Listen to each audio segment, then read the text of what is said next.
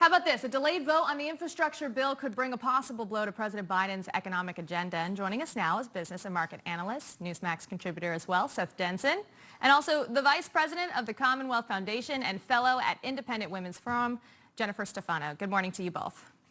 Morning. Good morning. Now, Seth, House Speaker Nancy Pelosi is ruling against putting a $1 trillion infrastructure bill on the floor Thursday night. Negotiations going to resume again today. What would you say is the biggest thing holding up the bill? Baruch assault. No, listen, I mean, we all remember Willy Wonka, right? I want it now. And I think that's effectively what's holding it up. You've got both sides really here in this almost childish position, I think, holding up an infrastructure bill that we actually have a bipartisan agreement on. But listen, they say that the sign of good compromise is that neither side is happy. But, you know, there's another saying that the enemy of good is perfect. And I think for both sides, they have their own version of what perfect might look like. And they're digging in on this. And as a result, I think the American people will suffer. We need a form of that $1.2 trillion. It's bigger than I would have liked to have seen, but nonetheless, we need something. We don't need this $3.5 trillion bill. I want it, and I want it now. It took me a second. Still early this morning, Seth. Jen, I'll go to you. Do you think that the setback is temporary, or is it representing a much bigger problem? I mean, look, God willing, this infrastructure bill doesn't go anywhere. What Americans need is not more government.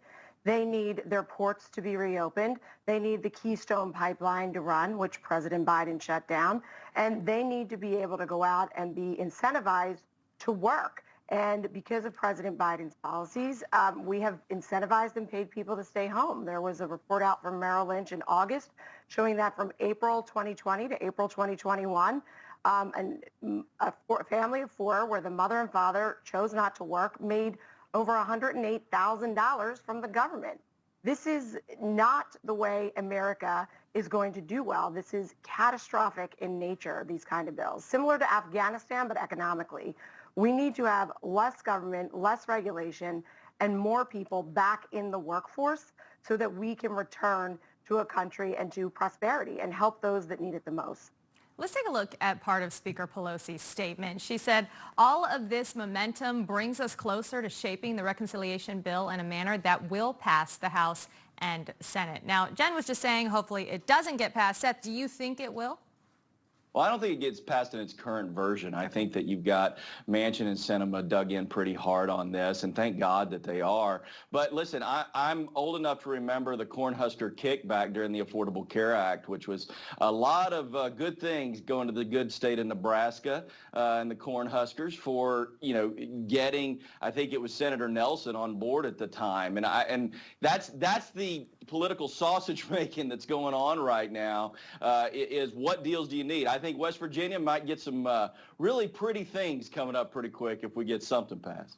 And Jen, you wrote an article for the Washington Examiner about hypocrisy. I'm going to read a quote from that saying, our elected officials are increasingly more concerned about acting like celebrities than addressing the problems hurting their constituents. Can you elaborate on that a bit? Yeah, that's right. It was written about AOC wearing a $30,000 plus tax the rich dress to the Met Gala, which charged, I believe, $300,000, either a plate or a table, and the elites didn't wear masks but forced the workers to wear masks. And there's just this enormous disconnect from the progressive left on what Americans think, the values that we hold, and what we believe in. I mean, we believe America was founded on noble ideas. If not, the people at the time weren't living nobly and living up to them. We believe that it is right that people who are able-bodied should get out and work and contribute to society.